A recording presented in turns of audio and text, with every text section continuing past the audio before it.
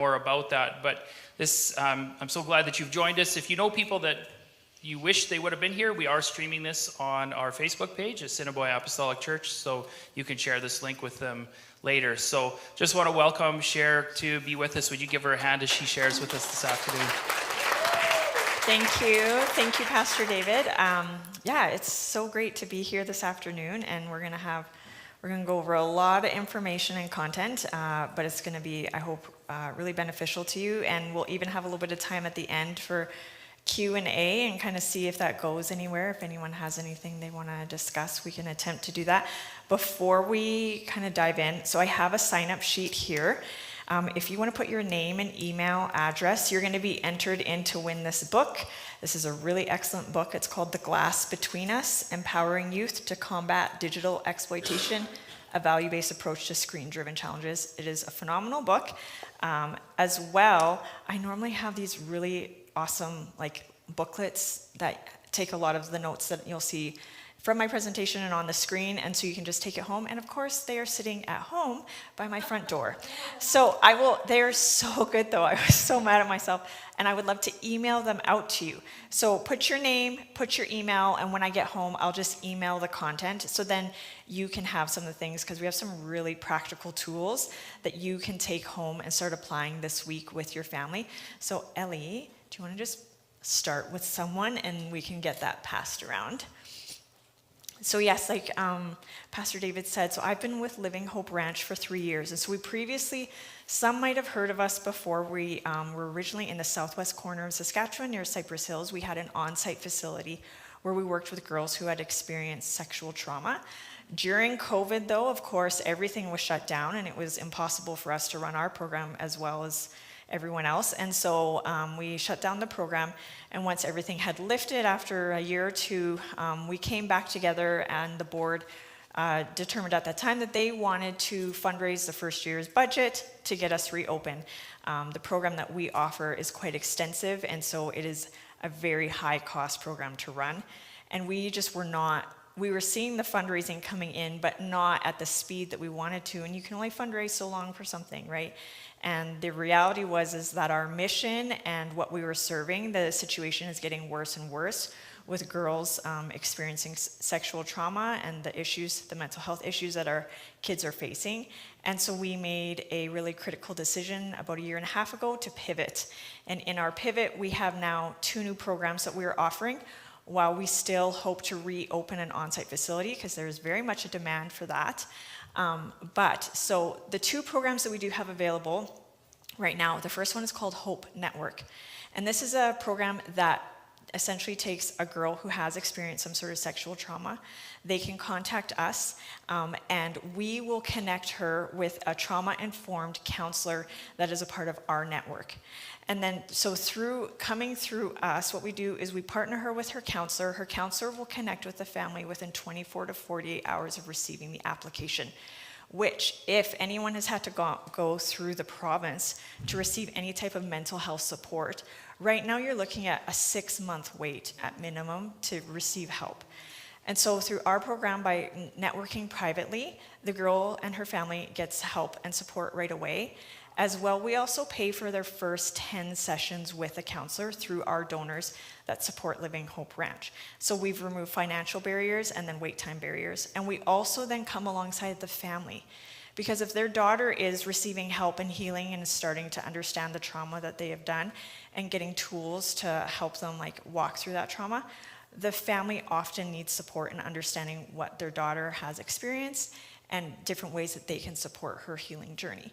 And so that is our first program, Hope Network. If anyone knows of someone, whether this is a trauma that has happened a long time ago, it doesn't have to be new, whether it's something online or in real life, it's ongoing or is a one-time experience, please connect with us, because we have room right now in our program to take girls. And so we would love to talk to you. You can come talk to me, or you can just visit our website too if you want to look a little more at the program. But I have lots of brochures and stuff here that you can take.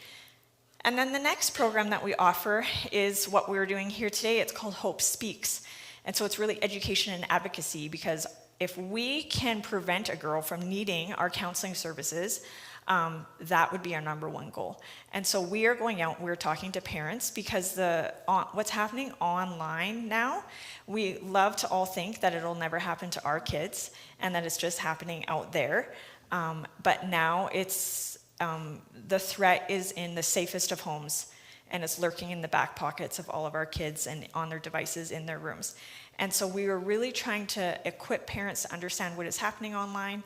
And so we do the parent presentation, adult presentation, and then we also talk to youth groups. So we come and talk to kids about the pressures that they're facing. We were at YouthQuake last year. We did a presentation that addressed like the reality of sending inappropriate images to classmates. And because we are faith-based, when we get invited into a youth conference like that, we're talking to kids about the redemption and the hope that they have through Jesus, and that no matter what they send or what they receive, that they're never too far gone to receive the hope that's through the gospel of Christ.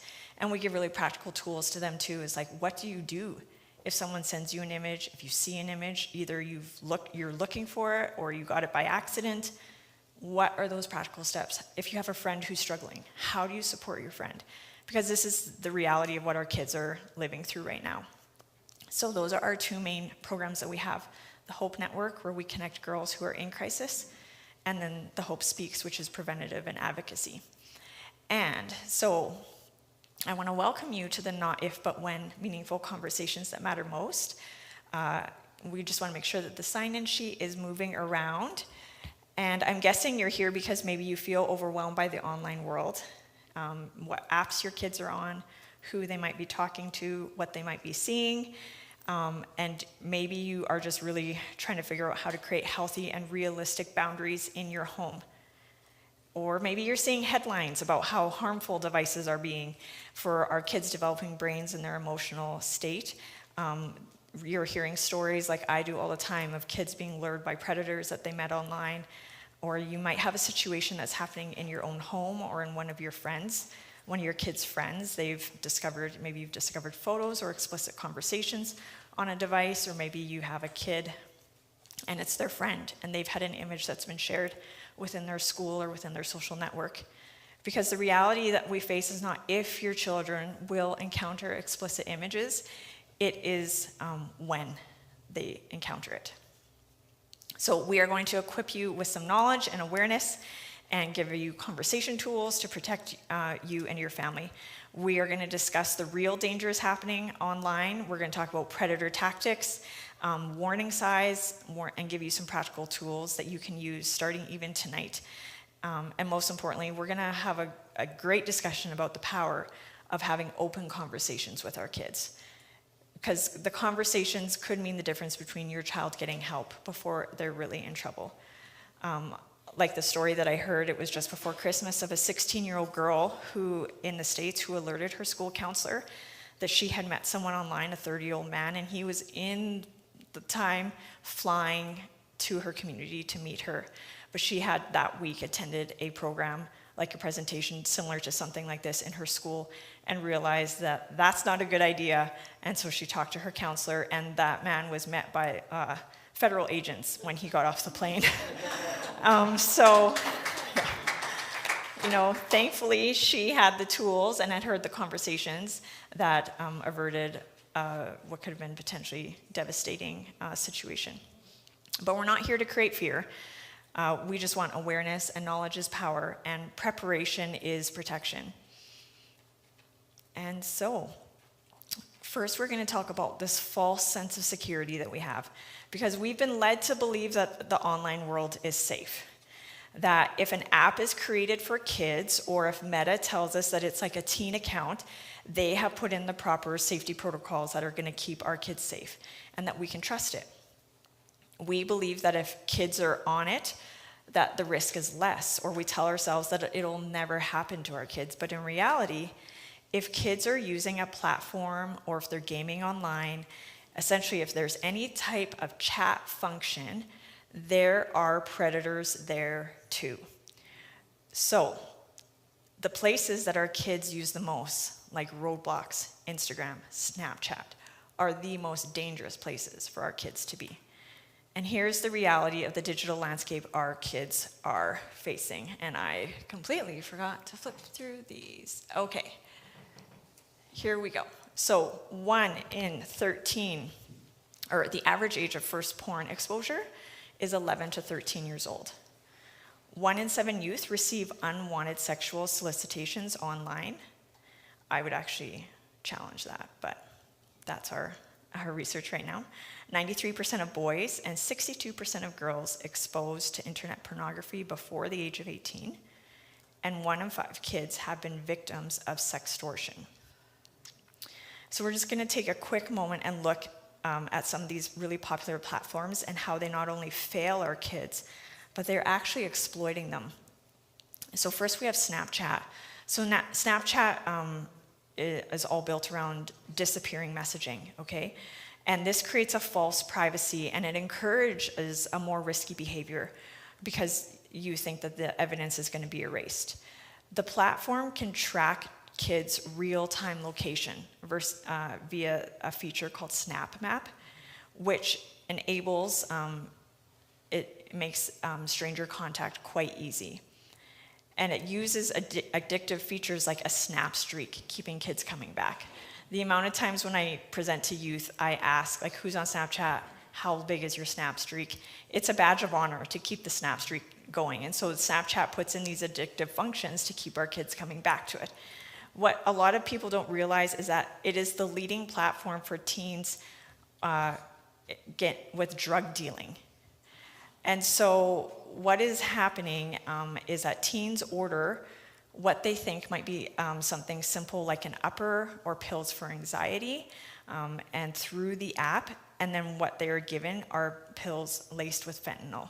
And there have been a number of teen deaths linked to the drugs that are dealt through Snapchat. Parents also have minimal oversight as to what is happening because kids can hide content in a feature called My Eyes Only. The company, Snapchat, has ignored employee concerns about the Snapchat facilitating exploitation and sextortion over and over again. And then Roblox. And so what a lot of adults don't realize about Roblox is that it is not a singular game like Mario Kart, okay? Roblox is a platform, and that platform has over 6 million users on it, and 40% of the 85 million daily users are under the age of 13. Okay, so a huge amount of young kids are going on, and essentially what it is that people can upload their own games. So it's a world of a million games, and so and different chat rooms and different experiences and stuff. So children can access environments with sexually suggestive avatars. They can hear explicit conversations through the voice chat function, and they can be solicited for external contact because the text filters are very easily bypassed. There is no effective reporting system in Roblox. And the algorithm also incentivizes sexualized behavior. And then we have Instagram teen accounts. So when the Instagram teen account rolled out, many of the parents, we were relieved. We were happy to see that Instagram was creating something specifically a safer experience for our kids. But a recent report was released that tested the teen account for over a month. And in the original teen account, Instagram made 53 new safety features, promises through 53 new features. In the test that was run for a month, 47 of the 53 did not work. And so the algorithm also still actively recommended adult strangers to the teens as potential friends, like to join their accounts. And it was still pushing inappropriate sexual content, violence, and self-harm material. The message filtering also fails to catch suicide encouragement. Disappearing messages are incentivized, and again, there is no effective way to report unwanted advances. And the most recent one that we are starting to see, and I think it is potentially the most harmful, is AI chatbots. So this is the newest threat to our kids. So multiple teen suicides have been linked to chatbots. And they have also been linked to encouraging self-harm and providing very dangerous advices. And so when we have an app or a platform like Character AI, what happens is that kids go on there and they create a very intense emotional connection with their chatbot. And it can even happen through things as harmless as ChatGPT. Like, they go on to start maybe with some math homework. And I mean, I use AI personally for like a lot of my work and stuff. And it is shocking to me how personal and like, it feels like you're talking to a real person. And they're giving feedback and they're kind of prompting if you want more and like, really trying to build that human connection. And so now we have kids who are finding it harder and harder to develop relationships in school because they're on devices all the time. And so they go on to these AI chatbots and they have access 24/7 to someone who will tell them whatever they want to hear, right? They're going to give them that affirmation and that connection that they are wired for, that they need. But the problem with the AI is that it has been reported over and over again is that the AI can actually take those conversations and take the child, without the child initiating any type of like wanting to learn anything about this, but take the conversation towards self-harm, suicide ideation. They can develop breaking of the parent-child relationship, sexualized content. The AI is introducing all of this stuff. And so it's really like, right now we're just in the wild, wild west of AI. It's, developing almost faster than we can keep up with it. It's really dangerous. It's really dangerous for our kids. And we've opened Pandora's box and there's probably no going back. And so we just really have to figure out how do we, one, teach our children to have the proper relationship with AI, but also keep them safe while their brains and everything are in such a vulnerable developmental stage. And that's kind of what we're going to talk about next. So why are our kids so vulnerable? So teens aged 12 to 16 are biologically and developmentally programmed to seek peer approval. That's what they want. That's what they're searching for. And they struggle with long-term thinking. So while simultaneously being targeted by these sophisticated predators and these exploitative algorithms, it takes all those vulnerabilities that our kids have and it uses it against them. So they really need us to be their prefrontal cortex until theirs is fully developed. And they need to know that we are a safe place to land when or if things go wrong. So their brain development, so the prefrontal cortex, which is their judgment and impulse control, it's not going to mature until they're in their mid-20s. The reward center is hypersensitive when they're in that age range, and they are seeking their peer approval very intensely. Their risk assessment is impaired, especially if you have teenage boys, you know this. And they struggle with understanding long-term consequences. I have 5 children, 4 boys. Ellie, my daughter, is in the middle. So I know all about that risk assessment being underdeveloped. And then emotional regulation is underdeveloped, okay? So it's harder for them to manage intense feelings, which they are now experiencing almost every hour of the day. The rejection, harassment, comparison, exposure, all that's happening online. And so they're also in a time of formation. So teens are still discovering who they are. They're figuring out their identity. They're figuring out their own values and their place in the world. And external validation becomes their internal truth. So they haven't developed a strong enough internal sense of who they are. So likes, comments, feedback from their peers are literally shaping how they see themselves. And now they're having this constant exposure to a curated, filtered, perfect, unattainable life. And they measure their worth against these impossible standards. So every insecurity that they have is amplified when they see their peers appearing perfect online, and it creates this very intense, am I normal, anxiety. Their social pressures are also very intensified. They're neurologically wired to prioritize peer acceptance during this adolescence time. So their peer approval is everything. They experience FOMO, the fear of missing out. It is very real for them. It's not something that we should like shame or like be like, just shrug off as not. It's very real for them. And an exclusion from online spaces can, in their mind, feels like a social death. And so if everyone is on a certain app doing certain things, or it puts us as parents, it feels like it's almost impossible to say no to them. They're navigating these social rules also that didn't exist when we were kids. So we don't understand these new social rules that they are in this world living in. Now, platforms, they exploit these vulnerabilities. So algorithms are constantly showing perfect bodies, lives, and relationships, feeding insecurity. And in fact, just based on gender and age, if someone was to start like an Instagram account and they were a teen boy and the next person was a teen girl, and then say I started one and I'm a middle-aged woman, middle-aged male, just based on those factors, what that person is fed is starkly different. And what teen girls are fed is a lot of body image things, distorted eating, self-harm, really manipulative around emotions, and all that type of thing. Whereas a teen boy is more likely to be fed violence, sexuality, also some distorted body image things as well. And so it's like they're out to lose before they even start, just by how the platforms are set up. And as they start feeding things into them, into their feeds. The disappearing messages, which is a feature on a lot of apps, it's very appealing, and it really exploits their impulsive decision making, and without considering the consequences.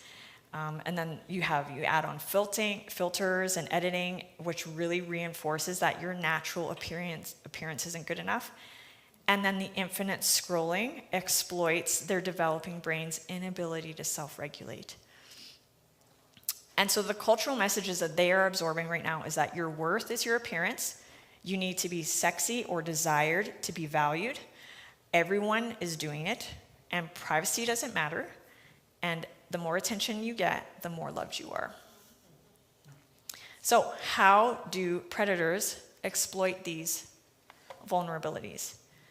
There is a 5-stage grooming process. So first is the target selection. So predators will choose vulnerable, isolated children. They are going to research their profiles and their interests. And this is especially harmful. It is harmful for both genders in very unique ways. But for teen girls, who will often express their emotional state very freely online, it puts them in a very vulnerable position.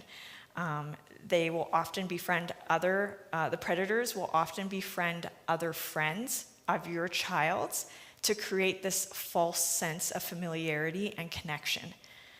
And then they're going to start building trust. They're going to show similar interests, like, oh, you're into Batman, I am too. They're going to give compliments to your child to make them feel special. Oh, you're so cute, or you're so handsome, or you're really great at this game. They're going to appeal to their desire to be seen as grown up, maybe making comments like, you're so mature for your age. They are going to exploit your child feeling misunderstood by saying, no one understands you like I do. They might even promise gifts, money, new devices, drugs, alcohol, wherever the conversation is going.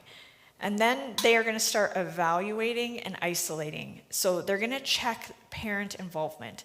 And this is all while having just regular, casual conversations through messaging apps, whether it is through online, like if you're gaming online, Fortnite, all that kind of stuff, or through Instagram. These are predators don't come in and just start hammering them with these really obvious, kind of scary questions. It's a very subtle, it is a very slow process. They are very sophisticated. They know what they're doing. They even have information that they pass around to each other. This is very complex what they have developed against our kids. So through these conversations, they're going to start asking, do your parents check your messages? They're going to start feeling out that parental-kid relationship, seeing where they can begin to drive a wedge. They're going to say, your parents are too strict, or your parents don't understand you. They're going to try and create a special connection, saying that you can trust me. No one understands you like I do. They might start sharing secrets. I promise you won't tell anyone, but I have a secret. And then they're going to try and move conversations to a different platform. So something like, if they were on Roblox with your child, it would be to something like a WhatsApp or a cell phone or Discord or Telegram, where there's even less controls and even less flags that might be raised that something is going on. And then they're going to start desensitizing. They'll start with maybe dirty jokes and gradually increase the sexual content. They might even share pornographic images to normalize that type of like exchange. They would probably initiate sharing inappropriate pictures of themselves first to the victim to kind of see and like assess where the victim is at. And they can even be taking pictures and recording content, like screenshotting things, and your child probably doesn't even know that the stuff is being saved. And then they move into the control and exploitation. So they're going to start using shame and guilt. If anyone finds out, you'll be humiliated. They're going to exploit the fear of disappointing their parents. They are going to threaten their reputation. They are going to maintain control through these threats. If you tell anyone about this, something bad will happen to your family. This is our secret. They will use collected images for blackmail, and this is sextortion. And they're going to demand more and more content from the child. And then they'll also threaten to share those images with friends and family.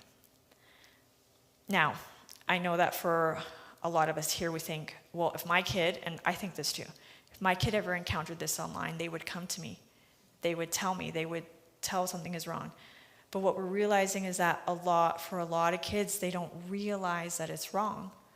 And because depending on the types of conversations that we have in our homes, they will often have these conversations online, and it's so subtle and so gradual. It's like the kids don't feel the water is boiling around them, the increase in temperature, right?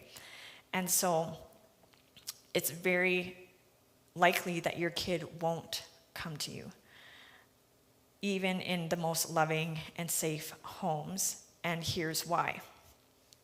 They might fear the loss of phone and internet access. And I know as a parent, I'm like, well, that's so ridiculous. Don't you want to be safe? But in their brains, that loss is like they can't see past that. So that is a real fear for them, that the discipline will be is that they won't be allowed online anymore. And because that feels like a social isolation. The shame and embarrassment, especially if they initially engaged willingly because they didn't know what was happening. They might not tell you because they will believe that they caused it. They shouldn't have sent the photo. They also have a fear of disappointing you, and they're convinced that no one will understand and that it's not happening to anyone else. When they're younger, threats work much better on them than they do as us as adults, because their developing brain overestimates danger and underestimates the support that's available to help them. So, warning signs to watch for and behavioral changes. What can you do to protect your kids? Well, we need to be aware of these warning signs and behavioral changes to watch for. So, device changes. So, if your kids are suddenly becoming very secretive about online activities, if they quickly switch screens when you start to approach them, if they use devices in private or unusual locations, or if you've noticed that they have new apps, new accounts, or online friends that they don't want to talk about. I recently was at an event similar to this one, and the presenter there shared a story about how a young girl had really, really wanted Snapchat. And it was a small group of friends, they all wanted Snapchat. And so the parents decided, you can all get Snapchat, but you can only friend each other, and we are gonna look at it every night together. And so the friends all agreed, and every night the daughter would bring it, okay, let's look at my Snapchat. And so she was doing everything as a parent you're supposed to do. And there seemed to be no issues. Until one night, they had checked Snapchat together, and the mother had went to the bathroom, and she came back out, and the daughter had her device, and she went, And so her mom came over and said, "What's wrong? What's going on?" And what she didn't know is that her daughter had set up 2 Snapchat accounts. So she had the one that she showed her mom, and then she had another one that was much more public and had accepted a whole bunch of friends.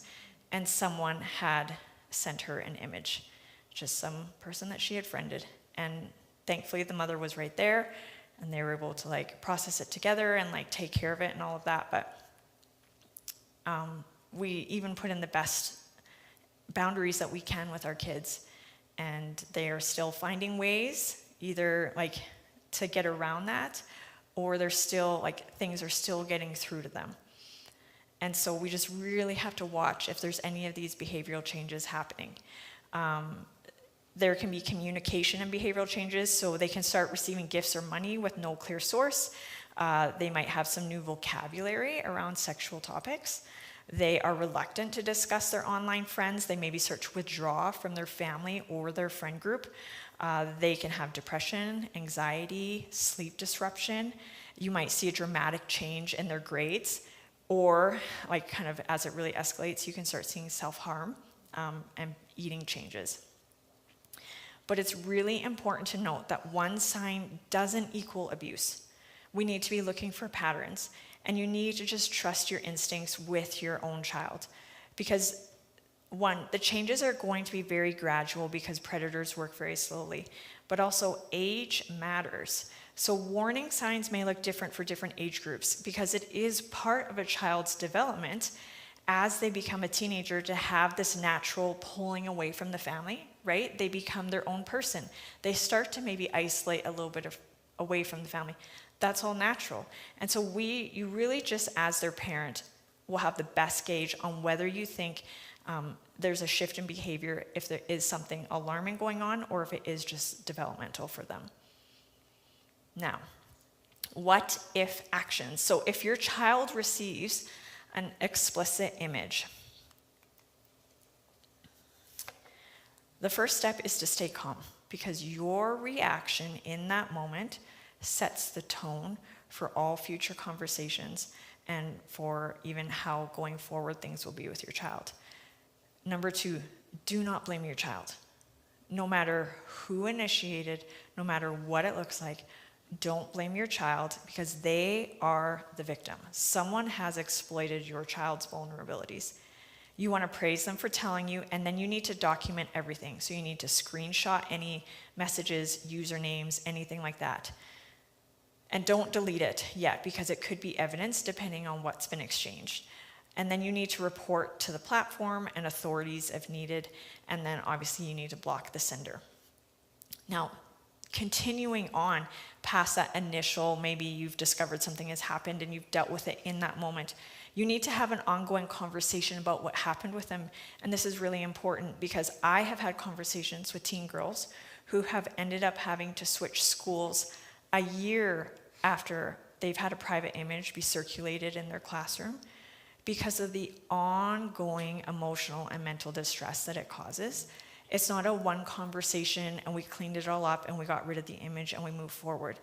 The kids are really continually processing this, and so we have to be continually checking in. And sometimes, a lot of times they probably won't even want to talk about it, but they just need to know that you are there, and that maybe that one time they will be ready to talk about what they are experiencing, what they are feeling, and if necessary, you may need to bring in professional help for them to process what has happened.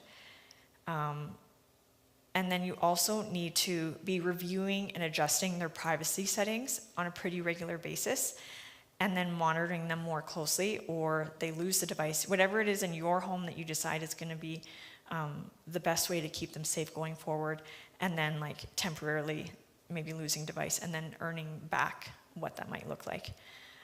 One thing that we have really discovered through our learning more about this, and even myself just raising kids with technology, because my oldest is 17, so we've been at tech and kids for a long time. And I know when I was younger, there wasn't the alarm bells around technology, even developmentally, what it could do to our kids. And so we really saw it as a babysitter. It was so convenient based, right? We needed them out of our hair for a little bit. You give them a show, you give them a device.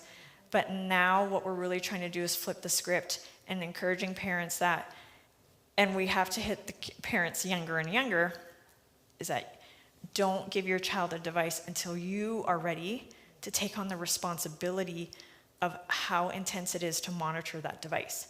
It's not an act of convenience anymore. It actually takes a lot to keep up on the different safety features and making sure the privacy settings are up to date, because the apps and everything are changing so frequently, and sometimes they add in new features and you don't even know, and you're opted into these new features.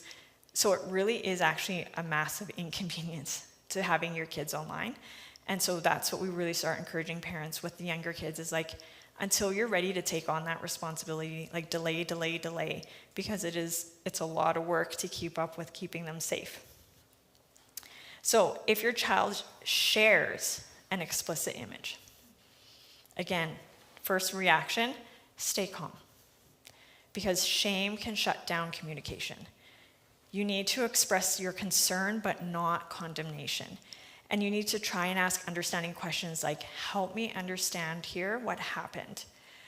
Because even teen to teen sharing might have legal consequences. So you need to focus first on support, and you need to rebuild your trust gradually, and then implement your safety measures working with your teenager. If you suspect predatory contact with your child, don't confront your child aggressively. Like sometimes we have this reaction and we kind of overreact. You just want to gather information calmly, try to figure out, who is this person? How did you meet? Asking these types of helping to understand questions.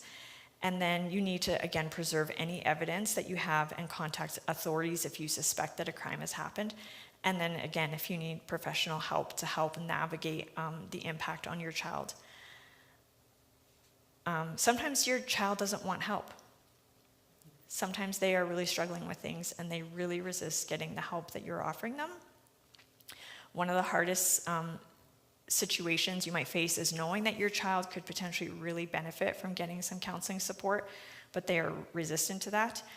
And here's what you need to understand, is that resistance comes from shame, or it comes from fear, or feeling like that they have to relive that painful experience. So they're really just trying to kind of protect themselves. They might say like, I'm fine, or talking won't help, but underneath they're just afraid. And so what you can do is first, don't force them into like immediate compliance. Instead, just normalize talking about counseling, and how lots of people have talked about counseling. Talk to counselors when things get hard and it's a sign of strength and not weakness. And maybe if you yourself have ever received help from a counselor, sharing how it's helped you. And then you want to give them a bit of control. So let them choose from a few counselor options, or decide the timeline. You don't have to start right away this week, but we'd like to start by the end of the month. What date could we maybe try to start by? And then go with them to their first appointment, just so they know that like you are right there with them if they need anything.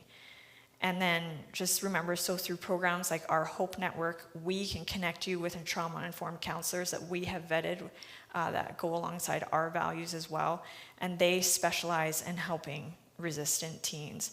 And so these counselors know how to build trust and to create safe spaces, even when kids don't think they want to be here. Because the truth is that it's the unprocessed trauma, it just doesn't go away. It goes underground, and then it resurfaces much later in life. And so your child might resist now, but having some gentle persistence in getting help could be very much what saves them from years of pain, or even generational pain down the road.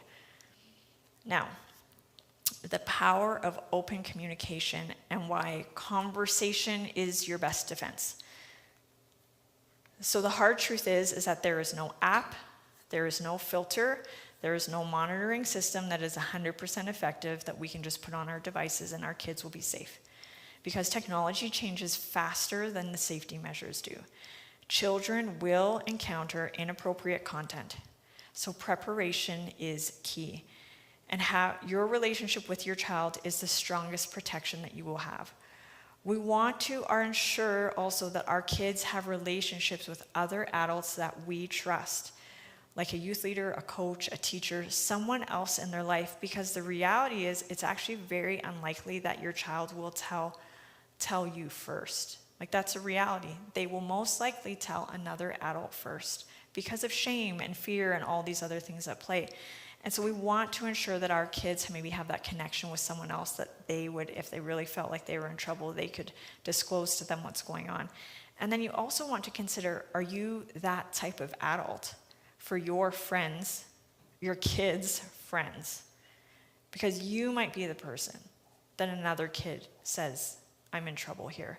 And then, of course, we get the parents involved, but it's most often the first point of contact is not necessarily the parent themselves. But we need to have a foundation of trust built with our kids. They must feel safe coming to you. Open communication prevents predators from isolating your child. And regular conversations normalize these really difficult and uncomfortable conversations that we don't want to be having, but we need to. And so you want to start early, and you want to continue always. You want to have age-appropriate conversations from early childhood. You want to have regular check-ins and not just crisis conversations, which I used to do. I would hear something on a podcast, a horrific story, and my boys would get in the car and be like, did you know about this? And if anyone ever blah, blah, blah, you've never ever blah. And I'd just freak out, and they'd just be like, okay, Mom, okay. But more having these kind of just regular chill conversations with them, and make it normal to discuss their online experiences. Ask them, who are you following? Why do you like to follow them? Not in a, I'm going to sort out who you should and should not be following. In a genuine, curious, what does my child like to engage with online? And why? Like, that's so interesting. And what are they drawn to? And what are they listening to that they find fascinating? And so it's not just in a matter of like, is this good, is this bad, and keeping you safe, but it really is just being engaged in this whole other world that they live in online. And if they ever come to you with concerns, you need to celebrate that and congratulate them and make it so they feel really comfortable and confident doing that. Now, the no trouble promise. This is something that we have implemented in our home. And it's essentially that you will not get in trouble if you ever come to us because something has happened online. If someone online made you feel uncomfortable, you won't get in trouble for telling me. If you see something online, we're gonna figure it out together. If you make a mistake online, you are not gonna get in trouble. We are gonna talk about it. We're gonna learn about it.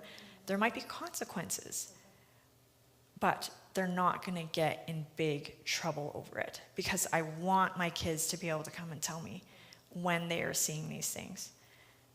And the two key phrases that we have that underline everything we do at Living Hope Ranch is, I believe you, and it is not your fault.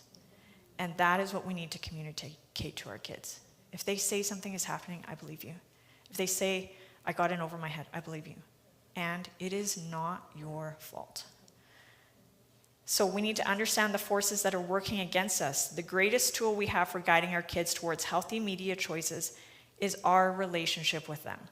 Being present in their lives and modeling a value-driven life is critical. And we, as parents, maybe need to honestly assess, what are we modeling for our kids with our own device use? Every app, every game has one goal. And this is regardless of age, but especially for our kids, which is to keep them on the platform as long as possible.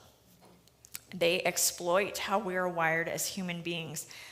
The major platforms have behavioral scientists and psychologists on staff to create the most engaging, addicting experience possible, because our attention equals profit for them. So the more time on their platform, the more profit from our information and our attention.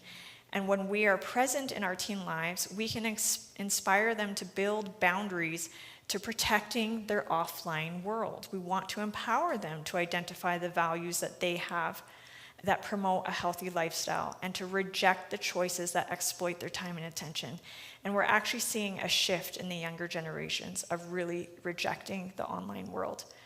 I'm seeing more groups coming up of kind of late teens, early 20s, because they lived their teenage years on devices completely, almost, most likely unsupervised, they've experienced the mental health impact of that. And they're saying, I will never give my kids a device.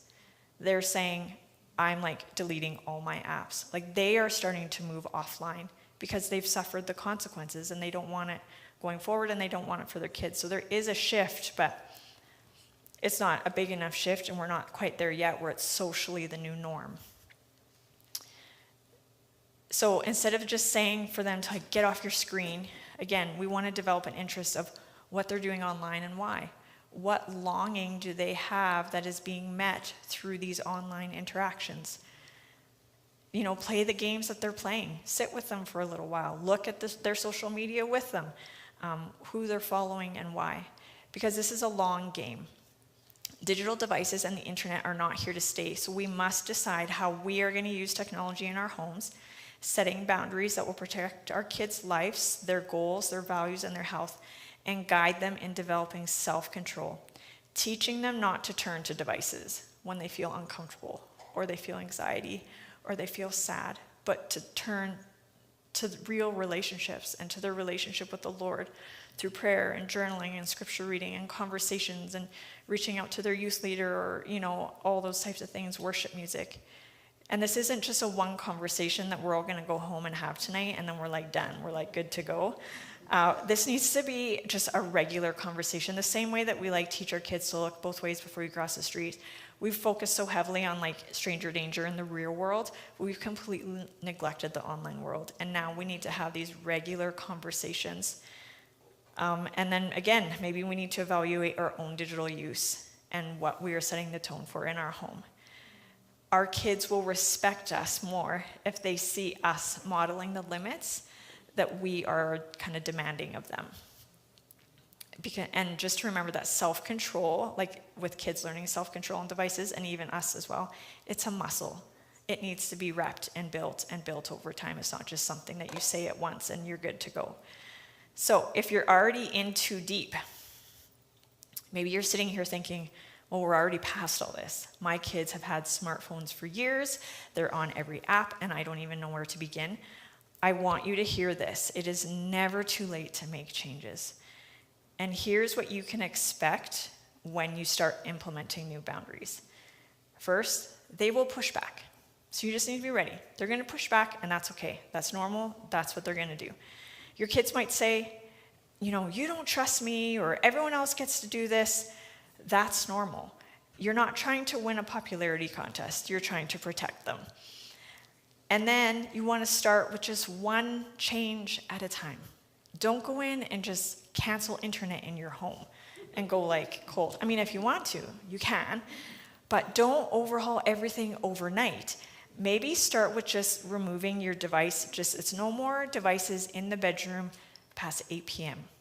And it's just one shift at a time, just putting in healthier and healthier boundaries over time. And then just be honest with your kids. You can say, I did not understand the dangers before. I do now. And I love you way too much to not make these changes. Because kids will respect honesty more than they will the perfection. And remember, any step forward is progress. Implementing one safety measure is better than being paralyzed by being overwhelmed and not being able to do anything. So some practical boundaries to consider if you haven't ever kind of thought about these things or read about these things. So number one is hold off on the smartphone if you're not already like past that. So delay is the old saying. There used to be a saying, delay until 8th. It was a whole movement where parents would join together as a group and say, we will not give devices until 8th grade. The new recommendation is 16, the age of 16, and even some saying 18. One of the most effective ways so that you will be able to delay giving your child a smartphone or keeping them off of a particular app is to do it with other families. Find someone to join forces with, because then when your kids come at you and they're like, everyone else is doing it, everyone in my class has it, you're like, nope, I know for sure. And I guarantee you not everyone else is doing it. But if you have other families, like if you can connect with their friends and stuff, or even get the whole classroom to commit to it, then it's that much easier as a whole for kids not to feel so isolated and left out. Having tech-free spaces, so no screens at dinner time, no screens in the bathroom, no screens in bedrooms. Collect your devices at night. Keep them out of bedrooms. Nothing good happens on a device in a child's room at nighttime. So just remove it. Then there's obviously lots of filters. And in the handout that I have in my room for you, we have a whole list of like filters that you can look at. We have a list of conversation prompts. So when we're talking about having these conversations with your kids, we have different age groups of how to start some of these conversations. We have a list as well of hidden apps to look for. So there's actually apps that look like a calculator, but it's actually, once you go into the app, it's not a calculator. So there's these ways that they disguise what they actually have on their phones. So we have all these tips and tricks. I'm going to email it out, so make sure you get your email on the sign-up sheet, and I will email it when I get home, because there's lots of filters that you can use. You could even create like a tech budget, like your screen time. You kind of earn the screen time based on like chores or grades or whatever you want to do, but it's not just a free-for-all. Like, it's not just assumed that you get screen time. It's like, this is something that you earn, and it's limited and it's allotted. And so, and just some more practical tips are, when you're wanting to have conversations with your kids around this, is using current events as a conversation starter. If you hear about a story on the news, or you hear about something on a podcast, just asking your kids, hey, have you ever heard about this? Have any of your friends ever experienced this? Like, what do you know? Car conversations are actually really great way to discuss these things, because especially with boys, being shoulder to shoulder and trying to have a conversation, and maybe they're playing a video game, you're driving in a car, it's much less threatening for them versus like staring face to face. And so talking about these things while you're driving around just is a lot more approachable and feels safer for the kids to open up about it. You can also ask them not about their experience, but their friend's experience, because they might feel more safe to say, actually, my friend did see something, and then not feel like all the attention is on them. And you just need to listen to what they're saying more than you're talking, and validate their feelings. You know, that must have been confusing, or that must have been scary, and thank you for sharing them, or thank them for sharing with you. There's like questions you can check in weekly with them, like, what was the best part of your week online? Did anything online confuse you or worry you, make you uncomfortable? Is there anything about your online friends I should know?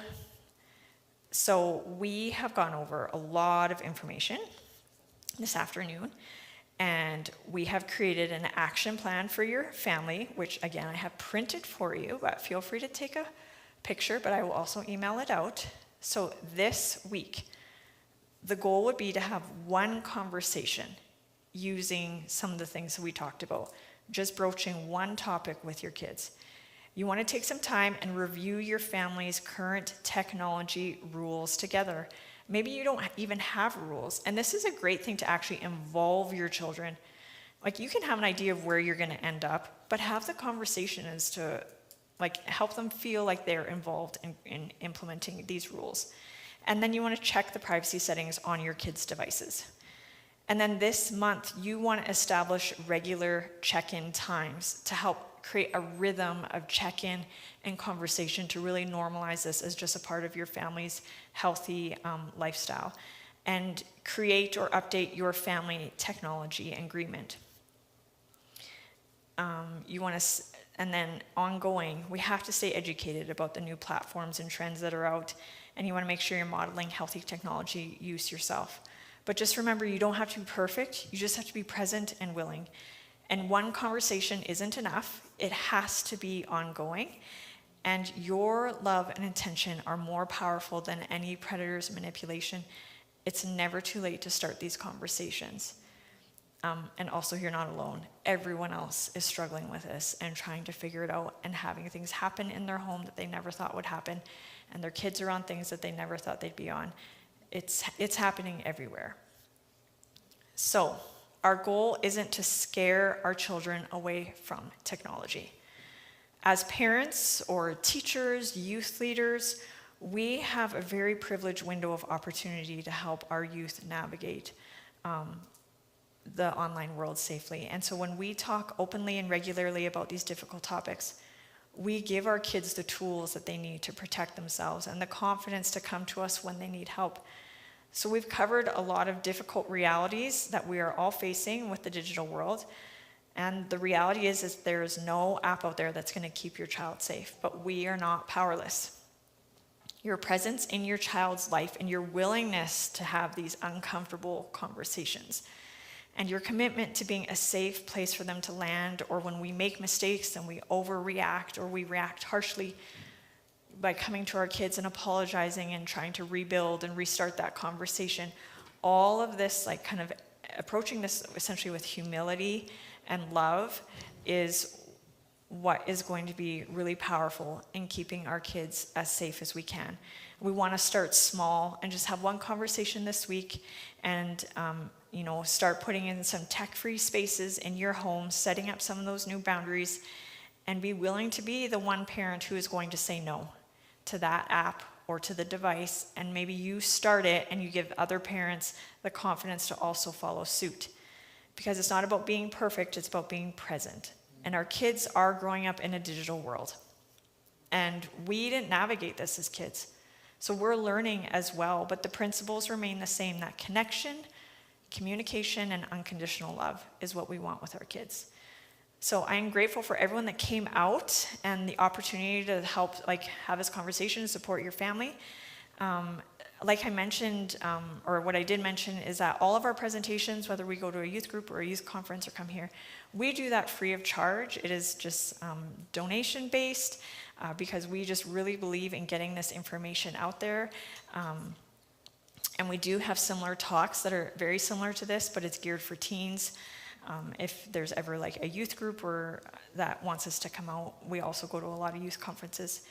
We do have some resources available at our table, a lot of more information about Living Hope Ranch. We have some cool things for teenagers. We have these little encouragement cards that just have a really strong message of hope that you can take. If you have teenagers in your life, you can give them to them. We have brochures on all of our programs. We have encouragements for parents who might be need an encouragement. So come take a look around. Everything on the table is free. So help yourself to whatever you might like and pass it around as you would like. As well, the sign-in sheet. Ellie, do you want to go grab it for me, please? Did everyone get a chance? Okay, we'll take a few minutes. We'll make sure. Ellie, you want to just stay with it? Because I think over there they need it. But did everyone else sign on?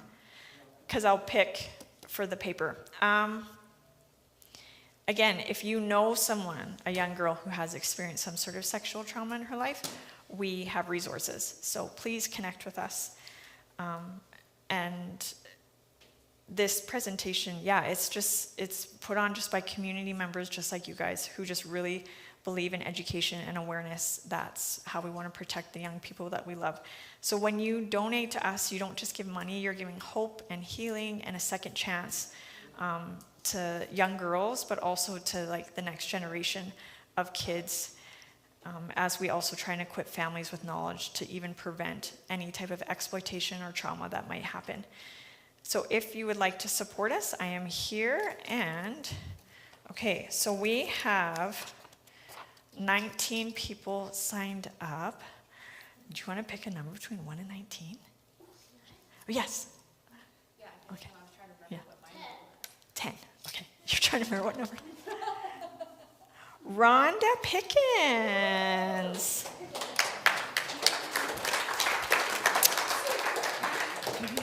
There you go. That's perfect. Yeah. All right. Well, thank you so much. We will, I think there, Pastor Vanessa is going to say a few things. And then, I'm not sure time-wise if we want to do Q&A or... Do you want to do a Q&A right now? And then I can come and close? Sure. Did anyone have any questions? I will do my best to have some conversation. Yes? Would you be allowed to present in the schools? Yeah, so we are working on that. We are curious if we are allowed to, only because the Saskatchewan changed something, I believe, last year that had third parties were no longer allowed it in when it came to sexual content. So we're not quite sure if we fall in that line because we talk about online sexual exploitation, but I also know that they have presentations that come in on online safety all the time. So it is something we're exploring in 2026 if we fit into the school parameter or not. Yeah. You talked a lot about girls, but I'm interested in the boys. Yeah. What's happened for young boys? Yes. And does your camp, your ranch cater to them as well? So we are specific, like for our counseling services and all of that, it is teen girl focused. For young boys, and the research and the learning that I have done, and I have several boys, is that what they are experiencing online is very, very harmful. They are actually the ones that are most often targeted for sextortion. Now, does everyone know what sextortion is, or do you want me to like break that down? Okay, so sextortion is essentially when they can be approached online and through a private message, and at some point, private images are exchanged.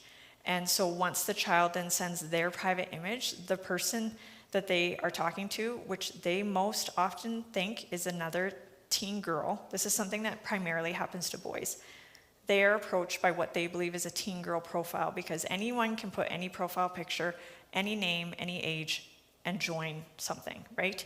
So they're approached by who they believe is a teen girl. The conversation can sometimes take a long time, or it can often escalate very quickly. The girl sends a photo and asks for one in return. The boy sends a photo, and once that happens, they begin to blackmail the boy. And it's most likely for money. And they'll say, you need to send me $200, $500, $1,000 within this time frame, or I will send this to all your family and your friends. I will post this image. And obviously the teen boy very much panics during that time. What is happening a lot in the sextortion is it escalates very quickly into suicide. And they can have situations where it is within hours of contact, and that a child will take their life because they really don't see a way out, and they feel so overwhelmed by what has happened. And so that is something that is primarily targeted the teen boys. Teen boys are also targeted with the violence, like animal violence, people violence, all of that, and then obviously heavily the pornography. Girls are as well. We like to think that only boys are participating in pornography. The number of girls has escalated heavily, and it's distorting relationships. It is creating a ripple effect in our culture around sexual health in real life relationships. It's causing massive issues. But obviously their algorithms point them towards sexually explicit content very heavily versus a teen girl would see online. And so, yeah, it's detrimental to both kids. So where do we get the help for boys? Because you're doing girls, so it's Saskatchewan-based boy equivalent?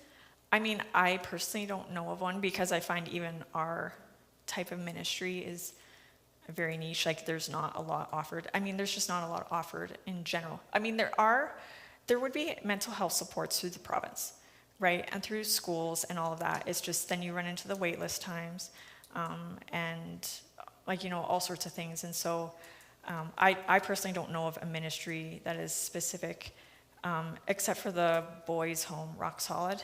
But that's like different than just like maybe needing support for someone who's struggling with online issues. Yeah.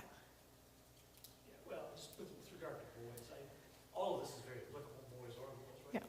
I totally agree with you. It can escalate just quickly with boys. Yeah. That's a very true statement. I got a question on your, just trying to block the perpetrator. You said to block them and then report it. What's your take on, does reporting it actually get any kind of results from your experience? Not really. I mean, from what I've heard, reporting it very rarely gets anything done. But I think it's just the mindset that if we don't report, then if everyone doesn't report, and the vast majority is not reported, if everyone started reporting, it might force the tech companies and the platforms and stuff to actually do something about it. But yeah, they're very, very slow. They're very slow to take an image down. So there's a Canadian company. We have, I think it's out on the table. There are a few Canadian companies, like specific to Canada, because there's different laws in the States, that you can contact if you know that your image is online, and they will help you take it down. They will do their best. But the reality is, and I've talked to girls who sent one image just one time, and they were told it was in a private message. They were told it was taken down by the person that they sent it. But the ongoing mental effect of, was it actually taken down? Is my image out there somewhere? And then, like I spoke with earlier, I think it was Tom. Is that your name, sir? Yeah. We were just discussing like AI and how it's not even you have to send a private image anymore.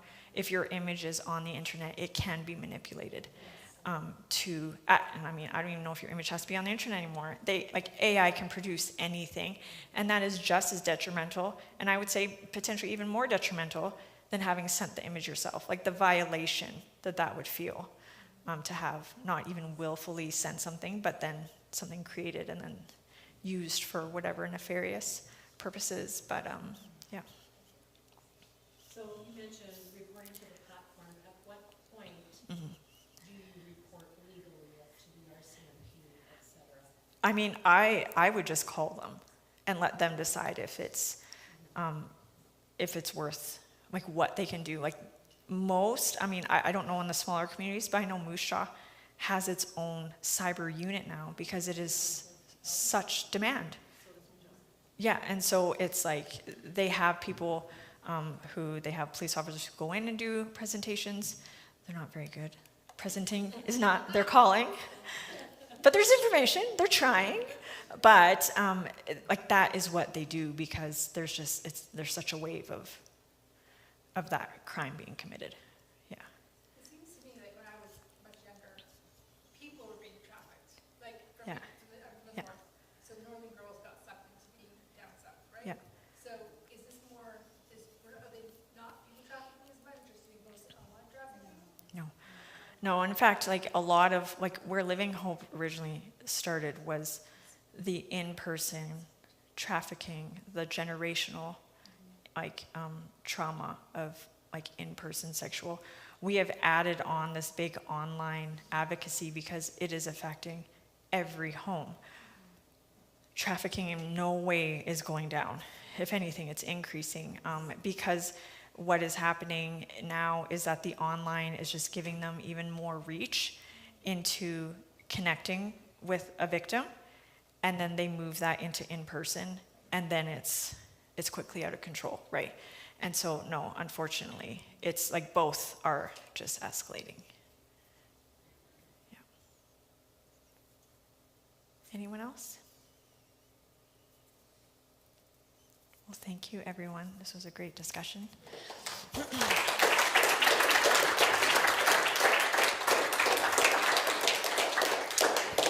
So we wanted to say thank you so much for coming out and supporting Living Hope Ranch and share what you've said is so, so valuable. And so if you would like to support Living Hope Ranch and support what they are doing and support Cher going into more and more communities and more churches to do this, you can support her through the website. You can support Living Hope Ranch. She will take cash or credit card, or you can e-transfer her donations today. And so for those that are watching online, what email can they transfer to? It would be office.livinghoperanch@gmail.com. Wonderful. Thank you very much. Also, if you work with children or you have children or as a pastor, I would like to also direct you to axis.org. It is AXIS. this is a phenomenal online platform that gives you tools to talk to your children about Instagram, Facebook, having difficult conversations. You can sign up for an email, and they'll send you an email every week called the Cultural Translator. And so they will take hot topic issues of that week and translate it into information that, as a parent or a caregiver or a guardian, that you can use to help your child understand what's going on with all of the hot cultural moments, to have conversations with your child and just understand, what is this emoji? Why should I know about this emoji? What does it mean? Why is Taylor Swift so hot this week? I don't know. Anyways, so I highly, highly recommend this online platform. It's called access.org, and we have these also, as well as your resources. And so can we just say thank you once more? Oh, thank you. So Cher will be out there. There's coffee and dainties that you are welcome to stick around with and have conversations. So thank you so much. So amazing. I really appreciate you coming. So thank you. Thank you.